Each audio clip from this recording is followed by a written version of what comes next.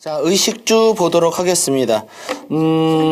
여기 교재, 이게 이제 교재 프린트인데, 여기 이쪽 안에는 좀 올해 수특이랑 과거의 기출문제 중에 좀 쓸만한 것들 OX로 넣었고, 그건 여러분이 그냥 푸셔도 충분할 것 같아요. 그래서 그 OX는 좀 여러분 혼자 풀고 그냥 한번 그냥 빨리빨리 내용 읽기. 읽기도 싫은데 그래도 읽기. 의복문화 옷을 왜 입나? 일단 신체 보호해야 돼요. 좀 메이커 입으면 이렇고요. 정숙, 실용 뭐 이런 거 들어가겠죠. 긍정적인 것, 부정적인 것 그냥 여러분이 읽으시면 돼요. 읽으시면 되는데 요런 얘기를 하고 싶습니다. 우리가 보통 의식주라고 그러죠. 뭐라고 말한다고요? 의식주라고 말을 해요. 그래서 이 의미를 생각해 보니까 참 깊은 뜻이 있어요. 왜냐하면은 식이나 주는 인간도 필요하지만 누구도 필요한 것이다. 동물도 필요해요. 동물도 밥 먹어야 되죠. 동물들 죽어 한평생 만들어요. 새 같은 거 새집 만들려고 그렇게 개고생하는 거 보면은 뭐 두더지는 땅굴 파야 되고 어쨌든 이 주라는 개념이나 식이라는 개념은 인간과 동물의 공통점이라고 볼 수 있습니다. 그러나 이 의라는 것은 이 옷이라는 것은 인간만의 특징이에요. 그러니까 내가 어렸을 때는 그랬어요. 왜 옷보다 중요한 게 뭐냐면 음식이잖아. 옷보다 중요한 게. 그리고 옷보다 중요한 게 집이죠? 그런데 우리는 의를 맨 앞에 놓았어요. 왜라고요? 인간에게 인간의 어떤 특징적인 요소이기 때문에 의를 맨 앞에 넣은 것이구나 라는 생각을 하게 됩니다. 그래서 우리가 의식주라고 먼저 말을 해요.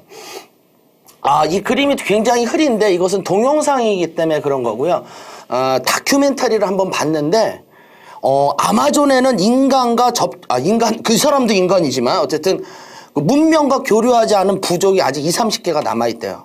그러니까 그 문명된 어떤 인간과 교류하지 않은 진짜 숲속에서 진짜 사는 인간들이 있는데 이 강이 있는데 이 중에 일부 그 진짜 원시인들이 일부 이제 문명의 어떤 이쪽으로 좀 들어와서 이쪽에서 뭐 거의 이쪽도 원시인은 원시인이지만 그래도 좀 농사라는 걸 배워서 이쪽에 좀 살고 있었나 봅니다. 근데 이 안쪽에 어떤 숲속에 아직 남아있는 원시인들이 있었는데 이들이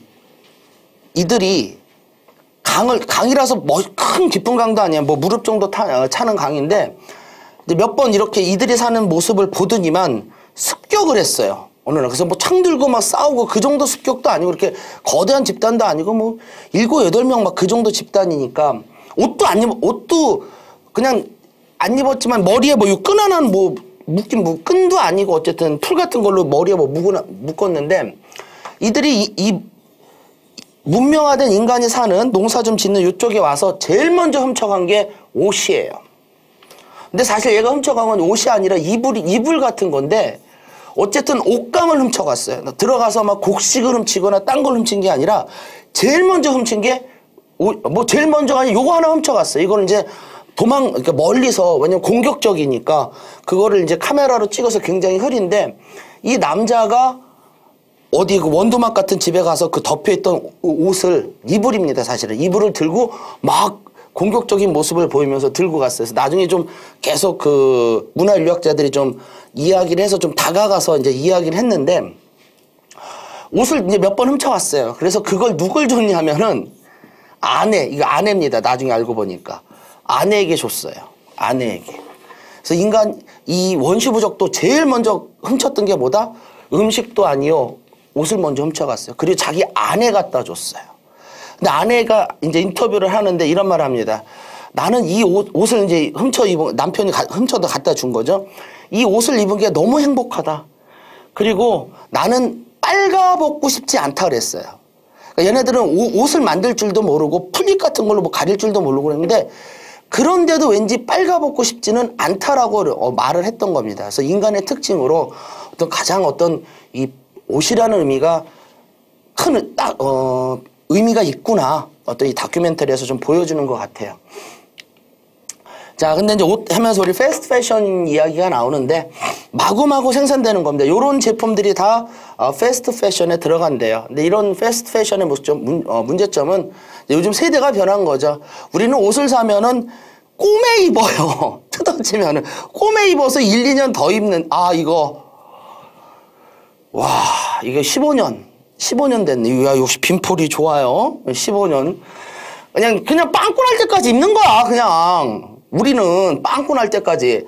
근데 요즘은 옷을 빵꾸 날 때까지 입는 게 아니라 그냥 입고 취향이 변하면 버리는 거예요. 그래서 빠르게 입고 빠르게 버려서 패스트 패션이에요. 즉, 소비자의 기호를 즉각 파악하여 빠르게 상품을 생산하는 것. 즉, 어느 연예인이 무슨 노란 티, 그럼 갑자기 다음날 그냥 동대문 시장에 노란 티가 쫙 깔리는 거예요. 그리고 그 연예인이 빨간 티, 그럼 노란 티 다 갖다 버리고 빨간 티예요.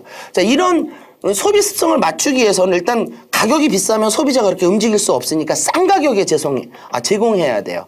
그러다 보니까는 생산 단가를 낮춰야 되고요. 저임금으로 가서 노동자 착취의 모습이 나타납니다. 또 하나는 자원 낭비가 심하죠. 왜? 그냥 옷을 버리니까. 그냥 뜯어질 때, 빵꾸 날 때까지, 이거 나도 이거 심했다. 다음에. 어쨌든, 빵꾸 날 때까지 입는 게 아니라, 빵꾸 날 때까지 입는 게 아니라, 그냥 자기 취향이 변하면 옷을 버리다 보니까 이 옷 쓰레기가 장난 아니에요. 음식 쓰레기보다 더 위험한 게 옷 쓰레기예요. 왜? 음식은 썩기라도 하죠. 옷은 썩지도 않아요. 썩은 썩겠죠. 오랜 시간 더 걸리겠지. 그러다 보니까 그 옷이 또 환경에 미치는 영향도 크다. 그래서 근데 패스트 패션이고 이런 것들이 대표적인 상품이래요. 근데 Forever 21 이건 미국 브랜드인데 오너는 제일 교포예요. 한인 교포고 부부가 LA에서 이제 옷을 이제 만들기 시작해서 이제 미국 100대 재벌 안에 들어갔는데 생활과 윤리하니까 얘기하는데 돈 벌었더니 이혼했어요. 어쨌든 브랜드는 살아있고 돈 좀 벌었더니 이혼했습니다. 음식 문화 그리고 나머지 문제로 푸세요. 문제로 푸시면 똑딱똑딱 그냥 나가도록 할 수 있습니다.